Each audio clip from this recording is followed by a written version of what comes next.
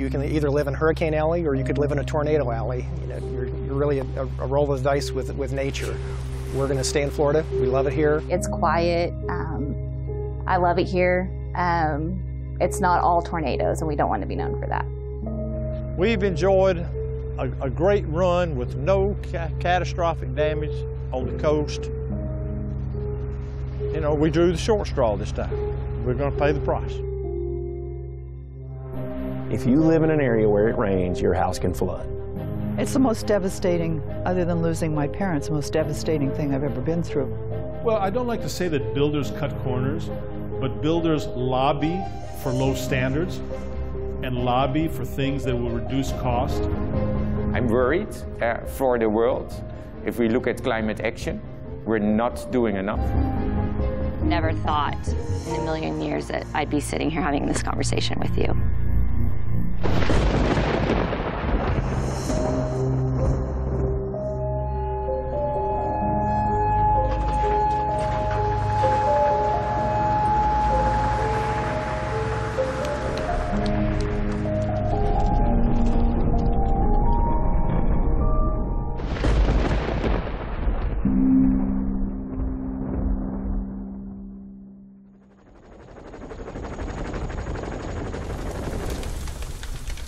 Well, there's fires and earthquakes in California, there's tornadoes in Tennessee, and there's hurricanes on the coast, on the southern coast. So you do, to some extent, pick your poison where you live, and you know, the circumstances of our environment are a reality.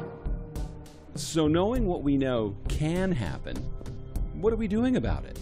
Well, I spent a career in the construction industry and saw firsthand what we're doing right and what we're doing wrong, and saw that the public is in the dark about what happens in the black box I call the construction industry. We've got to stop this insanity where we design to the bare minimum, build, have Mother Nature destroy it, we rebuild, only to have it happen again and again and again.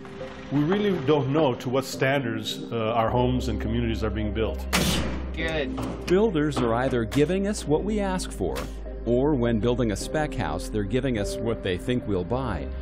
But that doesn't mean they're giving us a home that will survive a major disaster. We need a system that has more longer-term liability for built for purpose. In other words, when a home is built, it's not good enough to be built to code. It should be built to withstand the local hazards.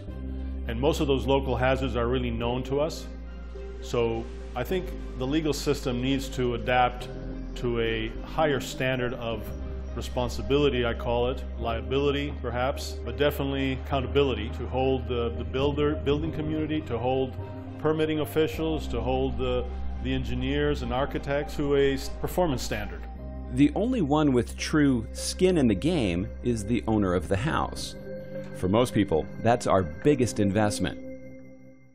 It all boils down to economics. If things are made more vulnerable, it's cheaper. And if it's cheaper and the customer is not willing to pay more for a resilient home, there's more profit. So it's all driven by profit.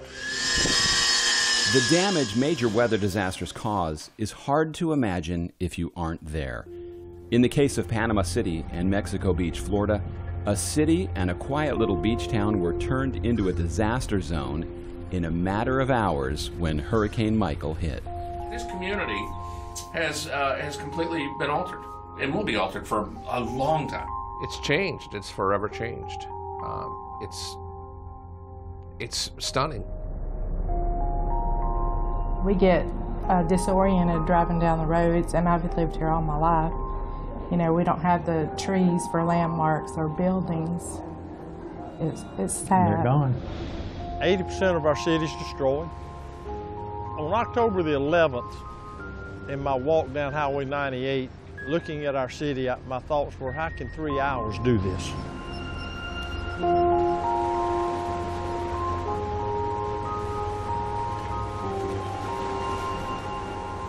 We put a lot of infrastructure along the coast that was not built to any code or standard or zoned properly, and we paid for it, and we're paying for it now. Water was coming in through every electrical, opening every light fixture, every fan, every heater in the ceilings. Hurricane Michael came right over Tyndall to the west of us, and the eye wall was right where we're standing right now. There were like apartment condo units here. These were four on the bottom, 4 on the top, facing the ocean. On the other side of that was another set, similar, and to the left, toward that dumpster was condo units, 4 on the bottom, 4 on the top. Bad weather isn't just confined to Florida. In 2019, tornadoes in Alabama leveled houses and took 23 lives. Paradise, California had a major wildfire in 2018 that killed 74 people and destroyed 13,000 structures. And in the same year in Southern California, over 250,000 people were evacuated and 1,643 structures were destroyed by fire. Well, my sense of loss is that I don't know that a day doesn't go by that I don't realize that the extent of this loss is almost overwhelming. I loved our house. We had, my kids were raised here. There was a lot of memories here. And you wake up, it's very strange because there are things that you don't even think about when you lose everything. We had a lot of antiques. The only one we saved was me. The old fart.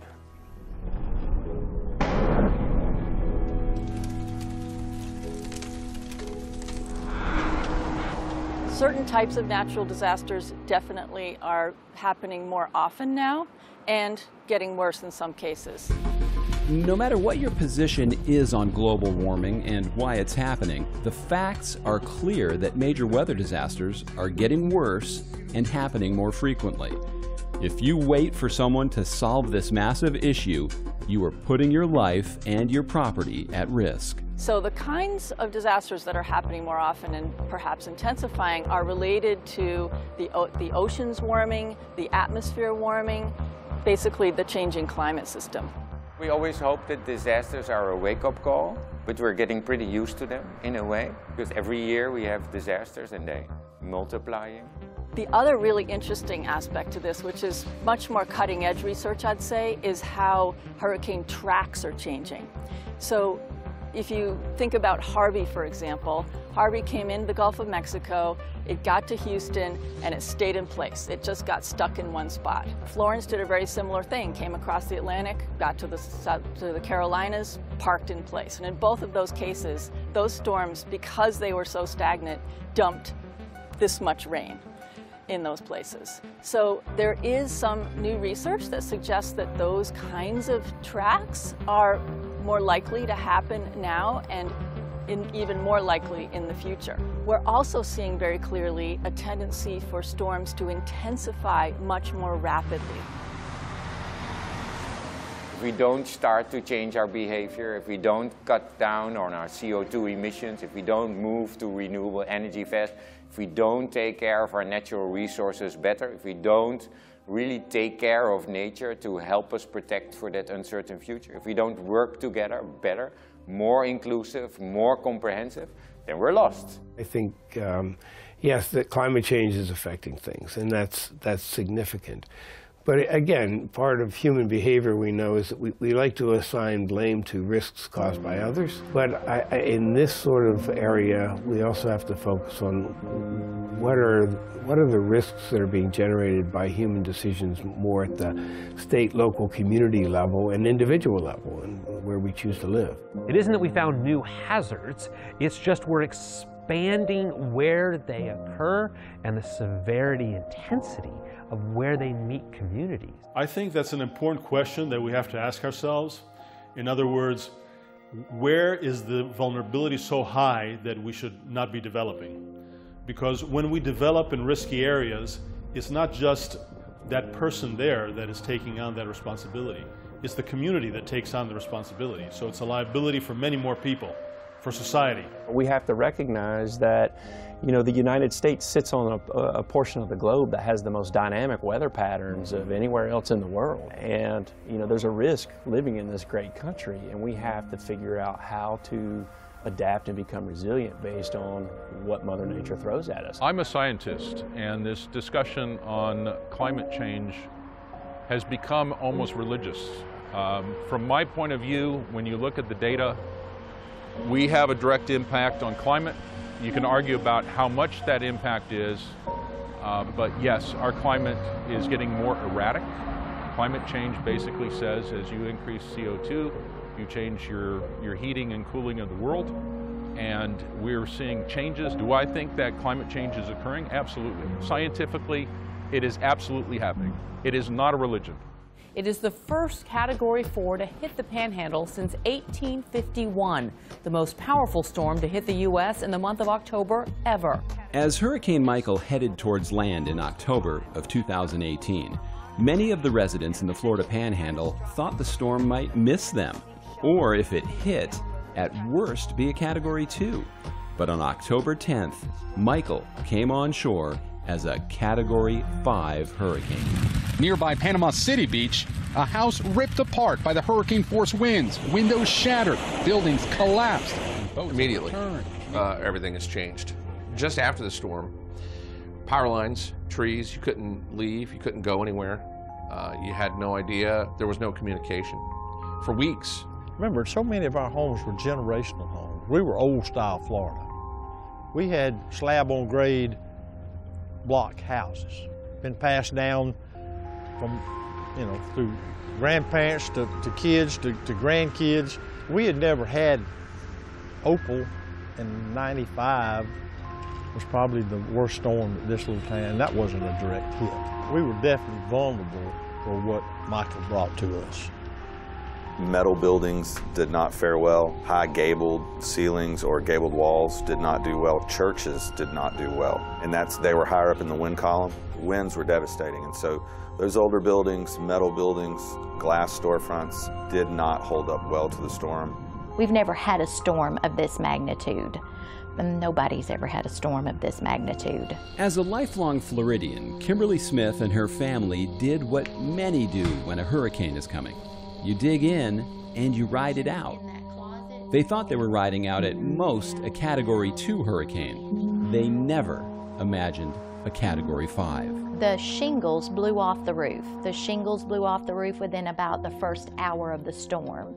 And after that, because it was raining, torrentious rains, the water was coming through the roof where there were no shingles, down through the ceilings and through the walls. It saturated the walls and the ceiling. In my bathroom, the power lines fell on my house and made a hole in my roof. And the roof in there, the ceiling in there actually had a belly that was about to collapse. Smith is grateful they made it through and are able to rebuild. Her mom's home wasn't as fortunate. That's where the family's lifetime of memories were kept.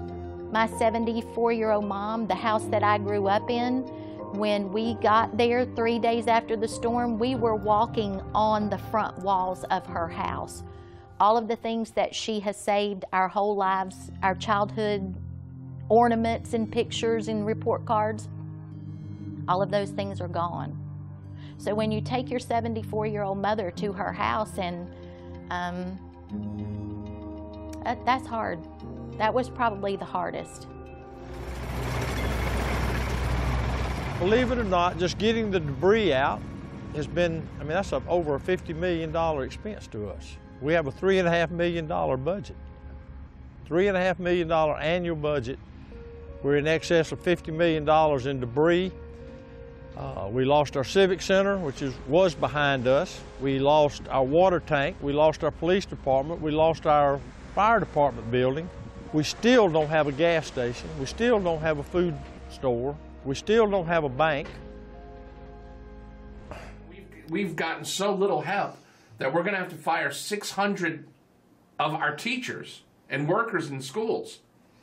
That's huge. As the morning drive host on News Talk 101 in Panama City, Keith Kramer has lived with the aftermath of Michael every day with his listeners.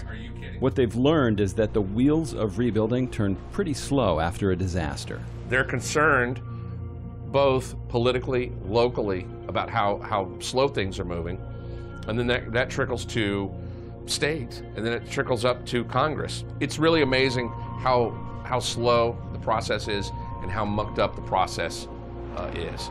And you know, people are living in tents. We get phone calls from people that are living in tents. Businesses that 50% of our businesses are no longer operating. That affects commerce. It affects lives. People have moved out. A lot of people have moved out. We don't even have, I don't think, a census to really tell us how many people have moved out. The wildfires out west have certainly been increasing in their numbers and their area coverage and also their intensity. The fire season has gotten longer. And to have a good fire season, what you need is very dry conditions for a long time, so drought basically. And we're also seeing some years there is some rain in the winter and snowpack. This last winter was a abundant year for precipitation in the Sierra Nevada. When that happens, we get a lot of vegetation growing in the summer because there's a lot of water available for the weeds to grow, basically. And that just provides fuel to help fires get started. Paradise, California is the worst disaster I've ever seen in my life. And I've been doing this for my whole career. It's the worst thing I've ever seen. At the other end of California, closer to the ocean, is the fire that hit Malibu.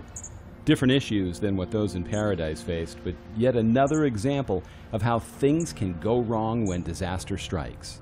Fires have been burning the earth since the cavemen walked the planet. The biggest problem now to me isn't global warming, it's people. It's the construction, it's the vegetation that shouldn't be here, it's the palm trees, it's the cars. We've had fires here since the beginning of time. They're getting worse because maybe people are living where they're really not supposed to live. This was called the yo-yo fire. You're on your own. Jefferson Wagner was the mayor of Malibu. The word he used to describe the fire is devastating. 7 months after it happened, they still hadn't finished removing all the debris. In all of 90265, the Malibu zip code, we lost 772 homes. 460 in the city of Malibu. Dick and Richard Corman lost everything they owned in the fire. It's tough to rebuild at any age, let alone at Dick's age of 90. And nothing brings back a lifetime of personal belongings. They're more than memories. They're actually artifacts we had.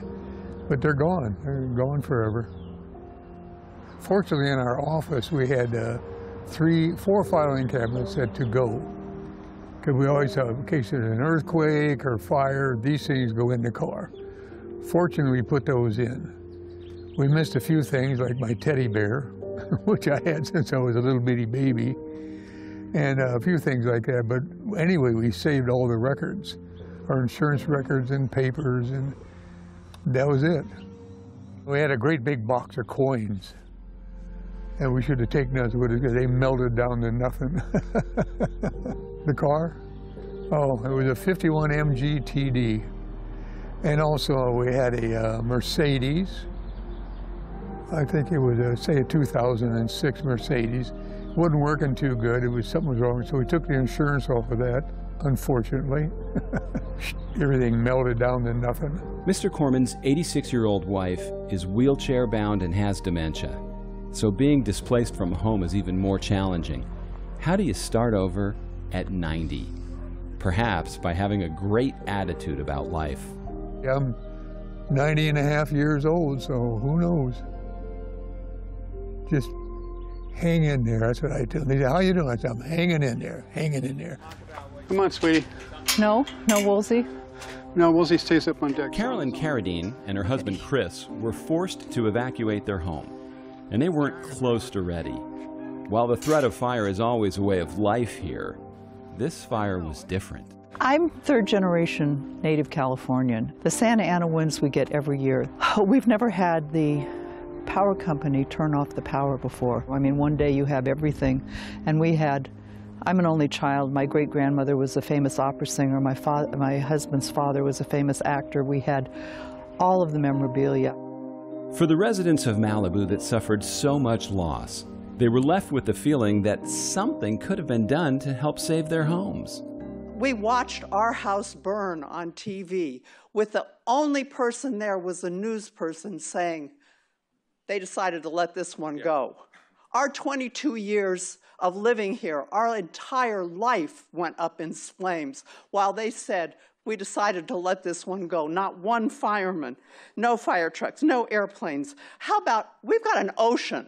Why aren't you pumping water from the ocean? You all of you, every single friggin' one of you should be so ashamed. You fought for weeks about plastic straws and let our town burn. How dare you? How dare you? The only thing left standing at the Carradines was a pizza oven that they had imported from Italy years ago. And that's the only thing that is left standing. I should have put my jewelry in the pizza oven and not in the fireproof safes.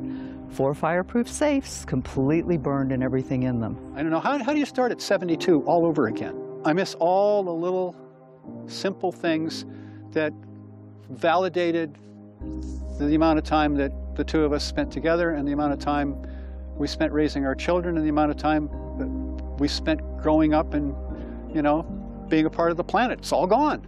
It's all gone. The most important thing is having a plan. And unfortunately, a lot of people try to make that plan during the fire. If you live in an urban interface area, the plan needs to be made from the moment you live there. It's the saves we have, our clients who saved homes, none of them woke up on the day and saved their home. All the infrastructure was in place, all the planning, all the rehearsal, all the fire drills, long before the fire ever came. That's why they were successful in their actions. Go into your house and go room by room and just stand there and think, what would I really miss that I could put in my car? Obviously not the grand piano or the clock or anything like that, but the drawing that this young man did of my grandmother when she was 16 and he was killed in World War I, you know, that kind of thing that I just ache for. Those things, and I would make a list, and then, because you don't think straight when you have to evacuate, and then I would take that list and go through and pull that stuff and take it to the car.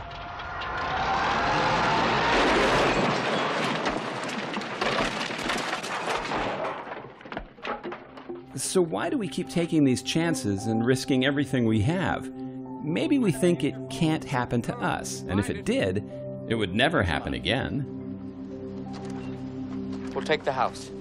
Garb. Honey, the chances of another plane hitting this house are astronomical. See, it's been pre-disastered. We're gonna be safe here. It's not gonna happen to me. It's not gonna happen to me. And even in more, when it happened in '99, we thought, it'll never happen again. What are the chances that an F5 is gonna hit this city again? And it did. Welcome to Moore. Hang on for the ride. Most people don't realize that with a hurricane, you get a day or two or a week to prepare to put plywood on the wall. Tornado can arrive in less than 10 minutes. Tornadoes have been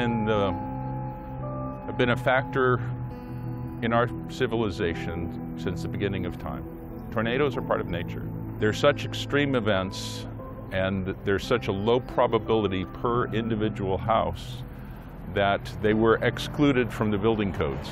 It is understandable that we did not design for tornadoes. Since 1999, there have been 8 tornadoes in Moore, Oklahoma. 4 of them have been EF4s or 5s.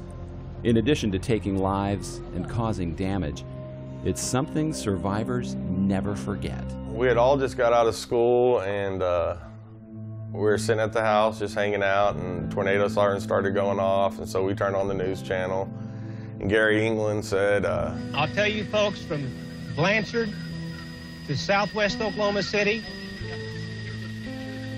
to the Del City area, Moore, right now it may turn a little bit to the north of Norman, but right now it's moving northeast paralleling Interstate 44.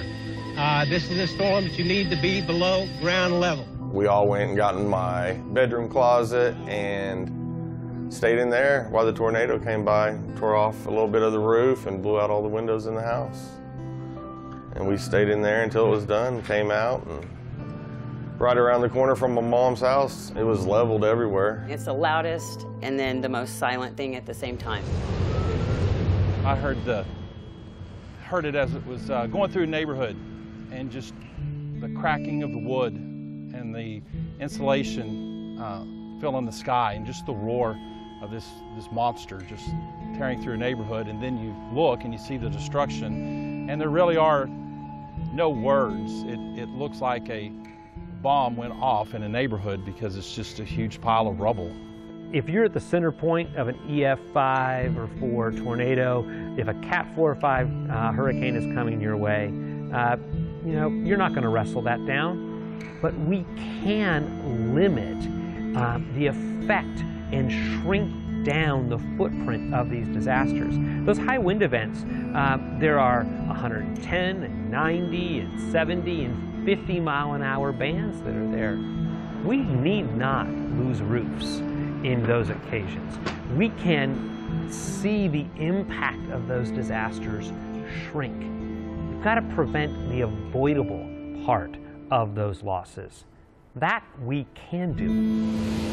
In a way, what happens after a disaster, that everything that is vulnerable falls apart.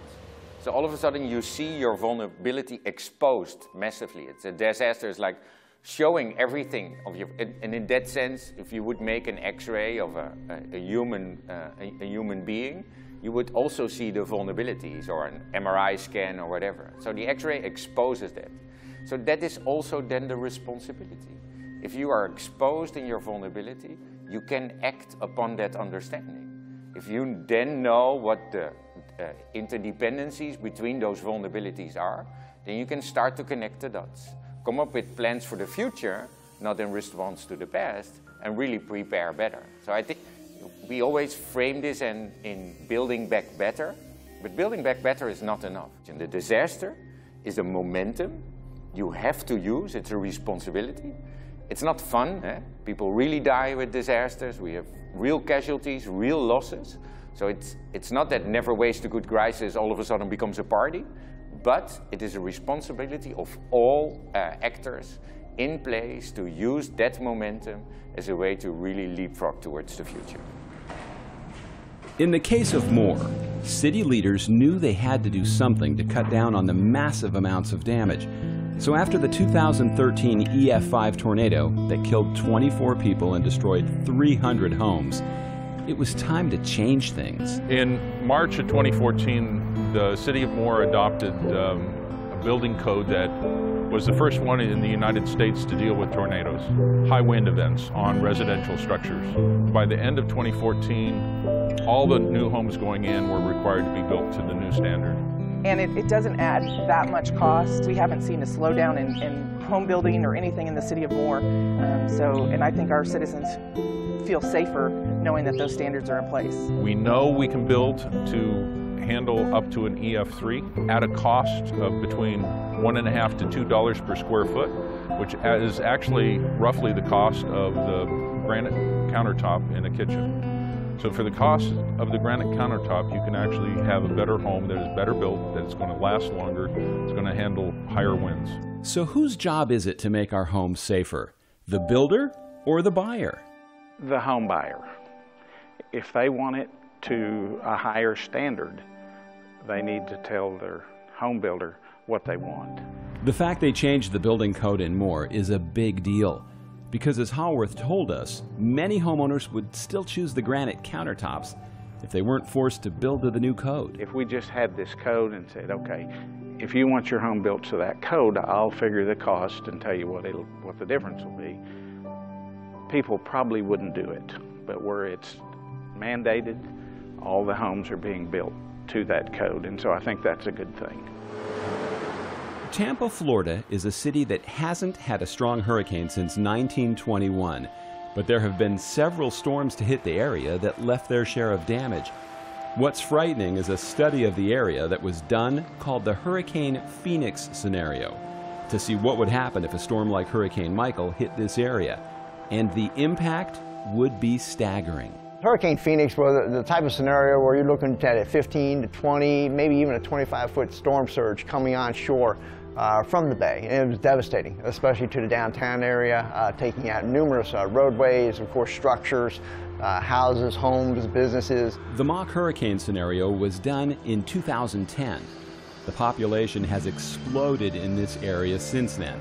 At the time, they projected 470,000 homes would be destroyed, 10,000 businesses, 2 million people would need medical assistance.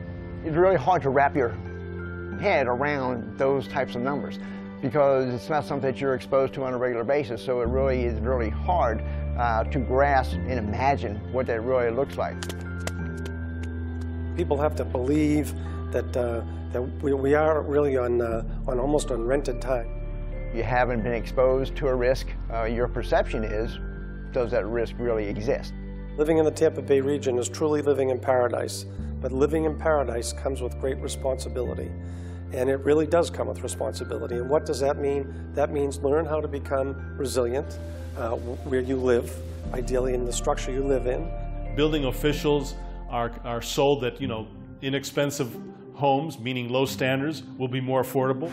A lot of times people fight us, particularly on the special flood hazard area, that if we expand the area based on what we believe is, an accurate depiction of the 1% flood or the 100-year% flood, people actually fight us because it requires them to get insurance if they live in a community that is a part of the National Flood Insurance Program. That's a problem. We're telling you that you live in a very vulnerable area, but yet people do not want to pay a couple $100 extra to get the policy to insure their livelihood.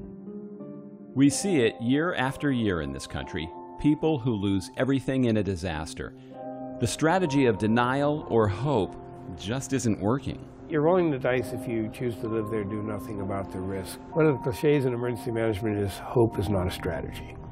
You have to be properly insured. Insurance is the first line of defense. FEMA's individual assistance program, if you are uninsured and lose your house, is not going to make you whole. It is designed to kickstart recovery. The first line of defense is insurance. You buy insurance, you buy health insurance, but you hope and pray that someday that you don't ever have to use it. Same with residential insurance. And often you're told that you likely won't have to use it. And if you do, you don't need so much, so don't buy so much so that you'll continue to buy the insurance. And I can't tell you how many people that have called the radio show to say that they had no idea what was in their insurance policy. No clue. No clue about what's in their insurance policy. It's been sitting in a safe for 5 years. No one ever bothered to read it. No one ever bothered to think, well, if a hurricane does come, then what are we going to do if we have to move out of our house? No one's ever thought about that. And the insurance agents, they don't really cover that. It's not really that big of a deal. I think one of the biggest challenges is that a lot of people have the mentality, this is never going to happen to me, and it's not that bad. The government will pick up the tab and my insurance will pay to put it back together, and they will. But the problem is, the insurance company can give you the money after a natural disaster, but they can't replace your high school letterman's jacket. They can't replace your grandma's picture. They can't replace your child's baby blanket. Whatever that thing is that's precious to you, if it's gone, it's gone. But the simple lesson is that preparedness pays, that cleaning up after a disaster, repairing the damage, collecting your losses is a big effort, while a less bigger effort is to prepare better. When you look at all the destruction that took place in Mexico Beach, Florida, there's one house that was noticeably left standing on the waterfront. We were finished in April of this year, and of course Hurricane Michael hit October 10th. But the first thing we did was, well in advance of any building plans, well in advance of anything, is we made up our mind that we wanted to try to build a home that would last for generations. In terms of building to code, I can't comment on that because we exceeded the code. We had an engineer make sure that we complied and fulfilled all the codes, but we never began any piece of the house with the idea that we were just going to build to code. We knew that as a minimum, but we really built to our comfort level with the mindset of, what winds would we be facing, what storm surge would we be facing, and those sorts of things. What you see is 12 feet above the ground. What you don't see is 28 feet below the ground. Those pilings are 28 feet deep in the ground. They're 40 feet long overall. Even when you think you've done everything right, hurricanes have a way of finding any loose ends and leaving their mark.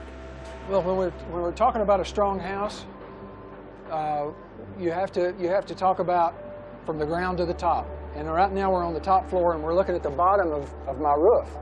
And we're actually looking through a space where the panel was taken away. The reason that panel we think was taken away is because of that outlet and the small gap that would have been created in that panel to allow that outlet to come through and show at the surface. That defeated a sealed ceiling, or so we thought.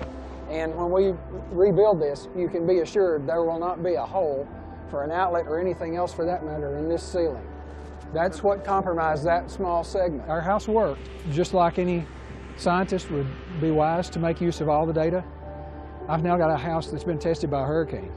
And there's data here. There's things I can see, and I would like to make this house even better. So how do they raise the bar in a community like Mexico Beach so they survive the next disaster? You focus on codes, and I think rightfully so, because that says what we're going to build in the future needs to be built with all of the information and science coming to bear. Yet 99% of people live in something that was built a decade, 2 or even 40 or 50 years ago, well before the codes and the science that we have today was available. And so we've got to find ways to begin to look at retrofits of the current homes so that they can withstand wind. So we've developed quite a bit of work you can do on roofs related to how you can withstand high wind. The codes are fabulous for what is not yet built. We've got to serve the rest of the citizens, the rest of the residents that are in those areas that live in today's housing stock. Should the federal government and the taxpayers continue to rebuild communities to the same pre-disaster standard? I don't believe that we should. The Mexico Beaches of the world that have been through this have a real opportunity to set the example of how to be a resilient coastal community going forward, and ultimately it will benefit them. I believe that people will come in and rebuild, but let's just hope that they do it to a much higher standard to prevent this from happening again. The debate that takes place in the wake of a disaster is what should the new standard be? Mexico Beach raised the wind rating from 130 miles per hour to 140 and adjusted the flood level higher, but is that enough? If you want to prepare for the biggest, like that one house on Mexico Beach that was still standing, and the New York Times did this whole article about this man that wanted it to stand for the big storm. If that's what you want, as a community, as businesses, as government, then that's what you have to do. If you say, I'm okay that I lose some property or I lose some structures with a real extreme event, and I can rebuild that fairly easy because I changed my codes in such a way that the critical infrastructure will always be there, but I'm okay with losing some, then that is what you do. So that's little different than only saying the storm won't come. It's more complex. Well, I think South Florida, after Andrew, kind of set the lead. And the rest of the Gulf Coast, the rest of the Atlantic coast should really duplicate South Florida's wind standard. I think that's the only real assurance that we have today that we can protect our communities. So South Florida standards starts at 175 miles an hour, and depending on the significance of the building, can go up to, let's say, 200 miles an hour.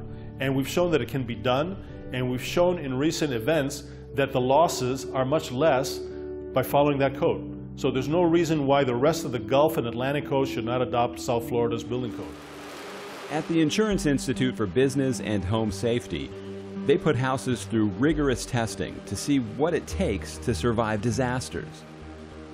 We have 105 fans, 350 horsepower. When they're all running at full capacity, we can create about 130 mile an hour wind, which is a Category 3 hurricane. So there's several things that you can do as a homeowner in a hurricane-prone area that would help give you more resilient building. Some of those same techniques will work in tornado-prone areas as well, but things like making sure you've got a wind-rated roof cover.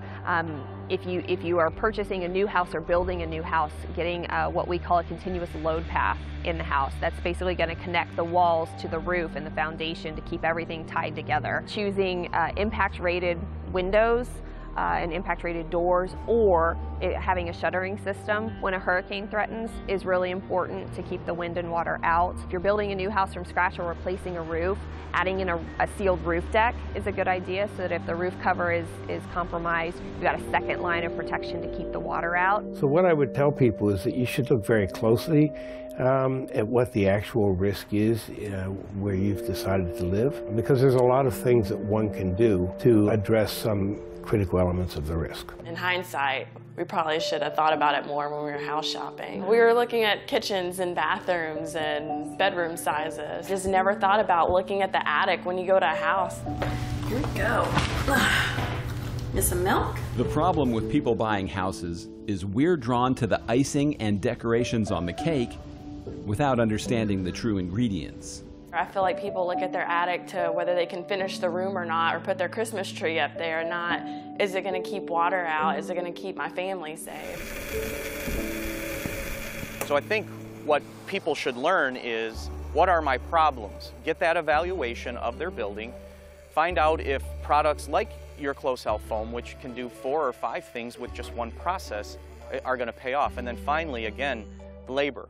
You get the right person that comes out that knows exactly what they're doing. They're confident in it. They don't mind having a third-party verifier or inspector come out. And it's really not that expensive. You can get a performance test for around $150 and typically $75 for every visit. Habitat for Humanity, for example, on their own initiative, and they build low-cost houses for low-income people, they have adapted a higher standard than the codes in Alabama and other Gulf Coast areas, because they realize that it's really the most economic solution. So they have found ways to bring the cost down of building more resilient homes. Hurricane Michael destroyed a lot of homes in the Florida Panhandle, but the Habitat for Humanity homes held up pretty well. Roof held. That was a big concern, obviously, with all the roofs that have had damage and everything. My roof didn't have any damage. I'm not sure why everybody isn't building the same way as these guys are, but I do know that there are certain codes and standards in the state of Florida, and Habitat definitely abides by those and exceeds those. Well, the first thing is, and I think others are doing this part, which is building the code. Beyond code, we do extra steps.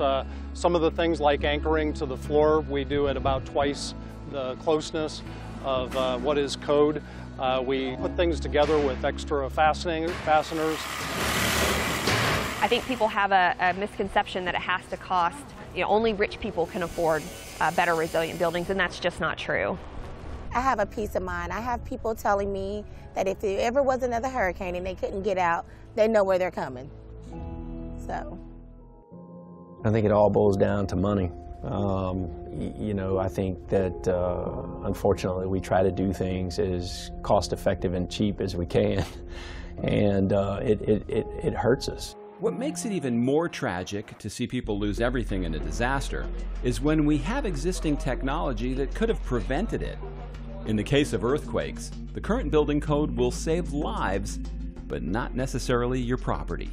The big earthquake hit in San Francisco or LA, especially San Francisco, get tall buildings all over the places. We're gonna half of buildings. We're not gonna be able to use them. We set up the code like that because, I think it's because it's cheap to build like that. And because if you make it a little stronger, it becomes more expensive. But that's almost like a tradition. Where the building code is set up is basically minimum life safety, right? Technology definitely exists. It's readily available to make the building safer and better. And actually, you may be able to get back to living again as soon as earthquake hits. For example, in Japan, they use things called base isolation. Okay, let's imagine the building sits on the ground, right? It's rigidly tied in like this. What's going to happen? Earthquake shake, building shake with them. And that causes the essentially damage in the building. What base isolation does is you kind of provide an air gap between the ground and the building. Building doesn't move, right? But obviously you can have an air gap, so what we have is rollers. It's just basically rollers between this. So therefore, that when the ground moves, building cannot stay in. That's the base isolation. I think over 10,000 buildings in Japan have this technology. Here in California, obviously we have about 200, maybe 300. That's it. So, much like with wind codes and fire codes, why aren't we using this technology more? Because we're not demanding it. It's insane. It's crazy not to doing it. It just doesn't make sense to me, especially those high-rise condo buildings in San Francisco, LA, or San Diego, or Portland, and Seattle. We're going to expect to see the big earthquake there.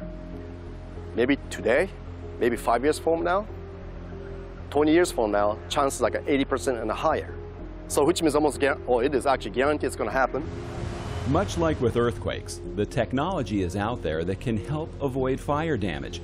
But many people are either unaware it exists or choose to roll the dice and hope it doesn't happen to them. You can totally live in this environment and protect yourself from burning. You can mitigate the landscaping around you.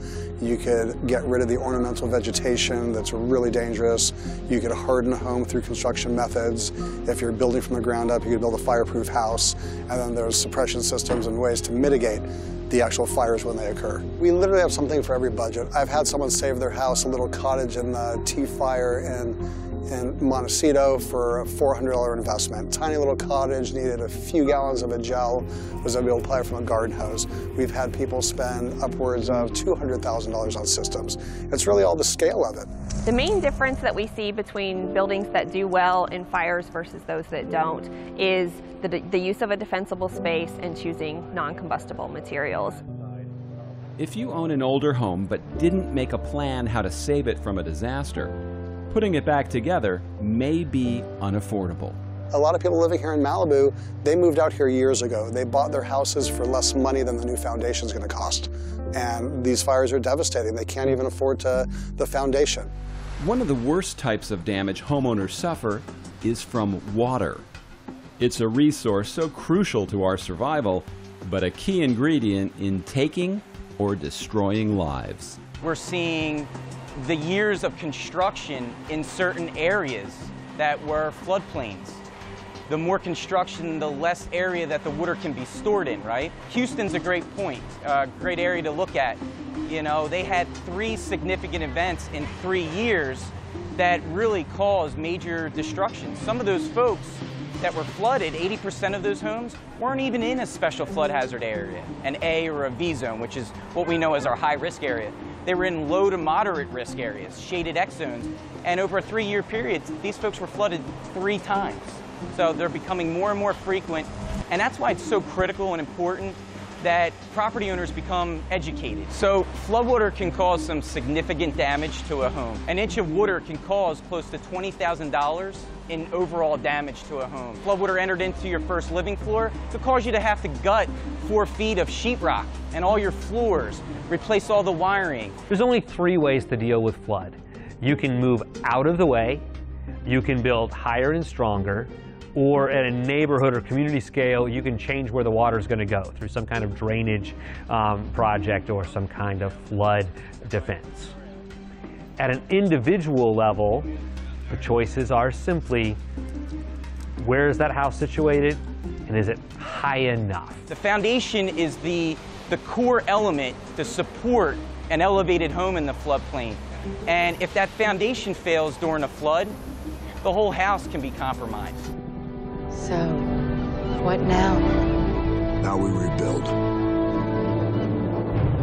Yeah, these movies cause a lot of problems for emergency responders and decision makers, right? In fact, I tell my students one of the problems is that the American public goes to movies in an hour and 40 minutes, a big bad thing happens, and an hour and 40 minutes later, everything's fine. So one of the important issues for emergency managers is getting the public to recognize it can be a really long, painful haul from when the impact hits to when you feel like things have reached usually a new normal.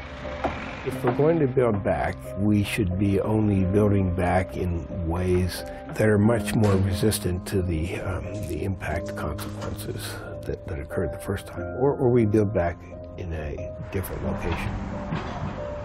I don't mind where people want to rebuild, I just hope they do it smarter. And if they don't, then why is FEMA on the hook for the next disaster in that location if they don't do it? I can move a mountain, but if I put it on the wrong side of the road, then I've wasted a lot of time, energy, and effort. It would be really advantageous for people moving into areas where disasters occur to contact professionals in the private industry to see what options are available for those things, be it a hurricane, tornado, fire. Mother Nature doesn't know what 1% annual chance flood means. And those 80% of folks that got flooded from Harvey wish they had an agent explaining that to them, because they could have bought it for less than $300 a year and had financial protection. The truth is that if people knew how important having a resilient home is and would value it, they definitely would be better off. Their investment would be protected, their possessions would be protected, and more important, their lives and that of their families would be protected. I think you roll the dice no matter where you live. If you can probably go to Oklahoma City right now and say you're rolling the dice. You can go out to California with earthquakes, you're rolling the dice. It's no matter where you are, you're always going to have some type of susceptibility to a vulnerable hazard or risk. I think the proof is there. The political will is missing, and obviously there's strong lobbying against raising standards, because the concern is the following, that the consumer yet is not aware and is not, let's say, educated and willing to value resilience. Like the consumer has become aware of the value of organic foods, of green products, of conservation, of safe cars, and we're willing to value those things. So we need to bring the consumer level up so that they're willing to pay more for a resilient home, and then the builder will say, it's worth for me to build it. I can make a profit. Hopefully, we can have builders making a greater profit with resilient homes than they do with vulnerable homes. This is the age-old problem that FEMA's always had, is how do we create a true culture of preparedness? It is goal number one in our strategic plan going forward. And every day we are trying to understand how to get people to realize that they are the true first responder. They can control their own destiny when impacted by disasters if they do some simple things, low to no cost mitigation, or become financially resilient, up front. And we're trying to put that word out and change the narrative on asking people to be prepared. Mother Nature will have the final say. The fastest way for the quality and safety of our homes to increase is for all of us to start demanding more from the people we buy from or build with. That means understanding what to ask for and making the commitment to get it done. If you take a close look at all the victims of disaster, in many of the cases, their destiny might have changed completely if they had done something to make their home safer. The industry will respond to the consumer. If the consumer doesn't ask for it, the law allows it, and you can make money, you will keep building vulnerable homes over and over and over again. And that's what's happening today. What can I afford to lose without total financial ruin? And what can I do about it if I'm still going to live there? Because there are many interventions that can be done in any of these risk situations that can reduce the consequences if the hazard does occur. When you have a choice about where to live, you can take all of those factors into place, and maybe you'll choose one house over another. But for many American families, there's not a lot of choosing to do. We watch houses that are passed down from generation to generation. You look at the central part of North Carolina, Lumberton, and the areas outside of Fayetteville, they were hit by Matthew and again by Florence. Many of those homes, maybe a majority of those homes, were legacy homes that had been passed down from generation to generation. They didn't make an active choice about where to live. In many instances, most Americans are living proximate to family, school, and jobs. People start to wake up when it hits their wallets, more than when it hits their community. Well, I think the most common argument today being proposed by the industry and also by officials is affordability. We can't afford it. And I like to say, it's not a question of affordability, it's a question of priorities. This country by itself spends $300 billion a year on renovations and remodeling.